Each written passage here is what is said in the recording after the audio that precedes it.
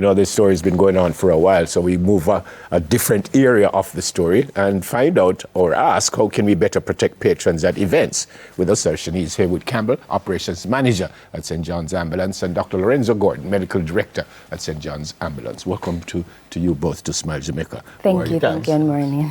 Doc, good to see you. Yes. Let me start with you, Doc. When they have big events like that, you guys are notified that, you know, they might need you to come and take care of things? Yes, some events, of course. Some events? Some events, not all events.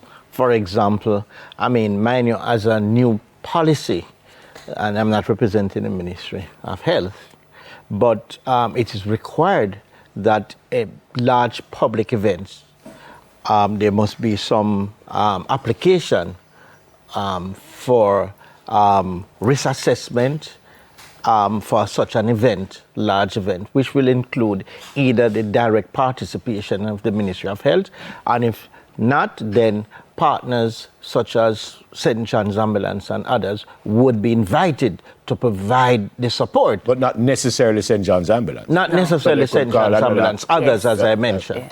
Yes, will provide, and what we say is risk assessment and support. And these will include protection, assessment of what could happen, and provide predicted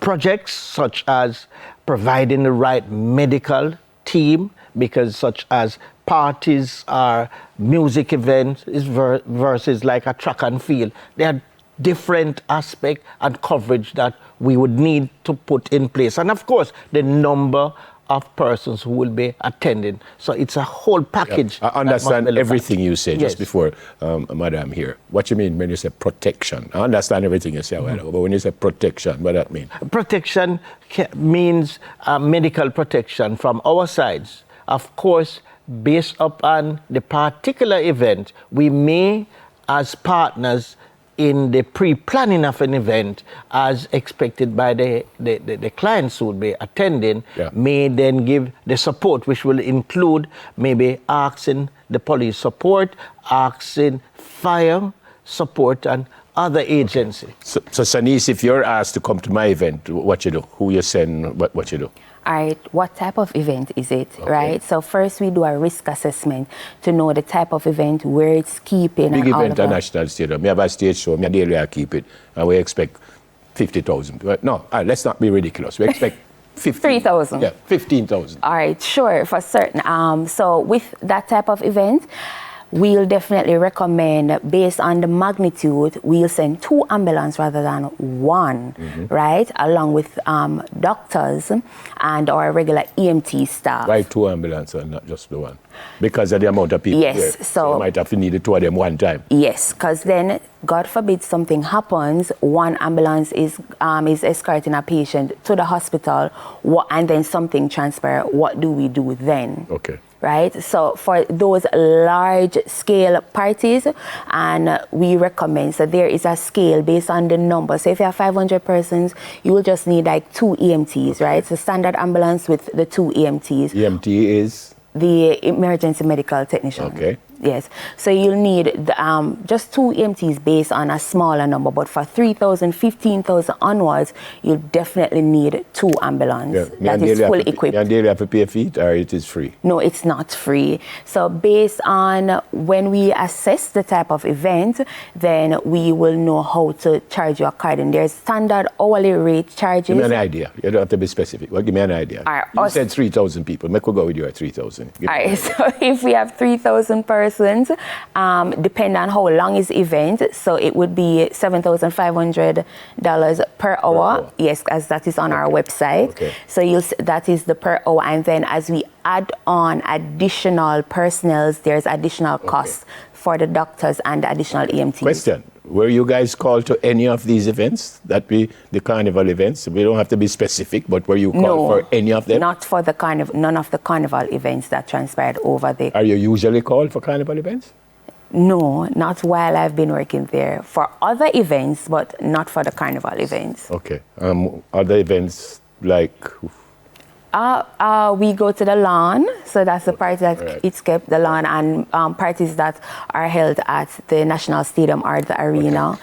Expos, that's the big expo that is normally kept there, so they're there. We did the police expo as well, where we saw Dahlia there, and track events. And so we do that. Do you know, Doctor, if medical people are called to these events? Not okay, so St. John's them don't call it, but do you know that these events would have medical people there, or not necessarily? Not necessarily. I would know, of course, as I mentioned, many of these events should really get the permission from the Ministry of Health once it's considered a public event.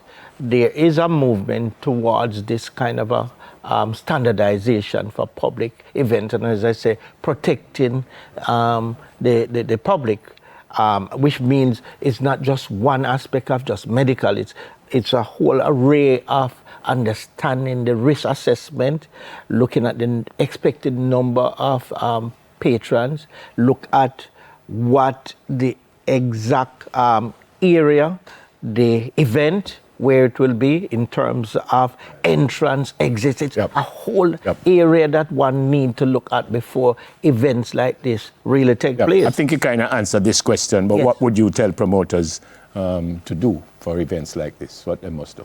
Well, a party is not complete, a professional party is not complete if we don't plan for things that we hope not to happen.